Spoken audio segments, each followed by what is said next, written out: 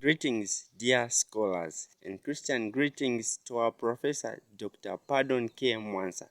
This presentation is about Arthur Grosvenor Daniells and provides information in the following order. General information about Arthur Grosvenor Daniells.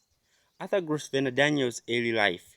What led him to what he was? The longest serving president of the General Conference of Seventh-day Adventists. How he made a profound and lasting impact on the church through his energetic leadership. Wow. Arthur G. Daniells was born September 28, 1858. So we found that Arthur G. Daniells was born on October 28, 1858 in West Union, Laws to Thomas Grosvenor Daniells and Mary M.C. Tulin Daniells. Arthur Grosvenor Daniells, September 28, 1858 to April 1935 when he died, was a Seventh-day Adventist minister and administrator, most notably the longest-serving president of the General Conference. He began to work for the church in Texas in 1878 with Robert M.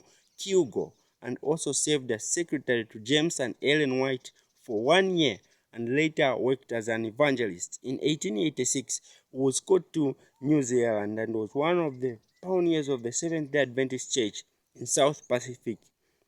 Daniells had outstanding success through his dynamic preaching, and on October 15, 1887, he opened the first Seventh-day Adventist church in New Zealand at Ponsonby. While there, he served as president of the New Zealand Conference from 1889 to 1891 and of the Australia Conference from 1892 to 1895. Later, he became the president of the Australasia Union Conference. Before becoming president of the General Conference in 1901 and served as a president until 1922. So we notice here that Arthur Grosvenor Daniells served as the General Conference president from April 1901 to May 1922. At the age of 36, Arthur Grosvenor Daniells became the first president of the Church's First Union Conference and served in that capacity longer than any other we've had. For about 21 years, he was a most dynamic leader with a vision of the mission field scarcely dreamed of before. He had spent many years with Ellen White as a mentor, developing the work in the South Pacific, using his rich experience and youthful enthusiasm to guide the church through a process of reorganization that spread much more authority and responsibility out to the local fields, enabling them to move much more quickly in the spread of the gospel. Now, few would have guessed that Arthur Grosvenor Daniells started out as a shy lad with a speech impediment.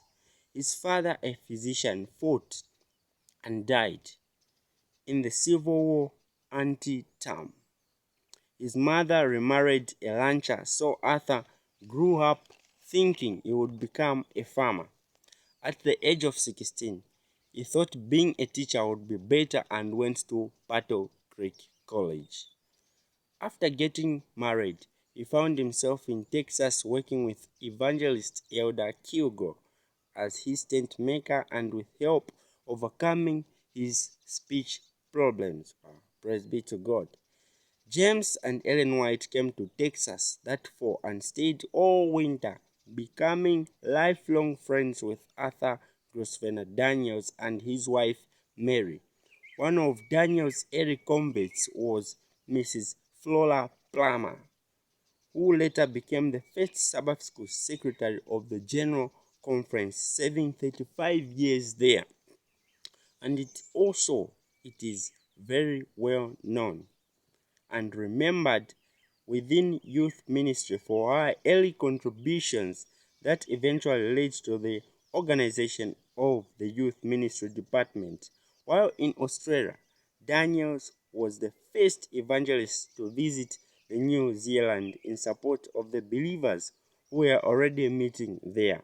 Daniells wrote 3 books, the last of which was finished as he lay on his deathbed. the abiding gift of prophecy in 1935. What a lasting impact has been left in the world through the leader of the church, Arthur Grosvenor Daniells. With these few points, I rest my case. Goodbye.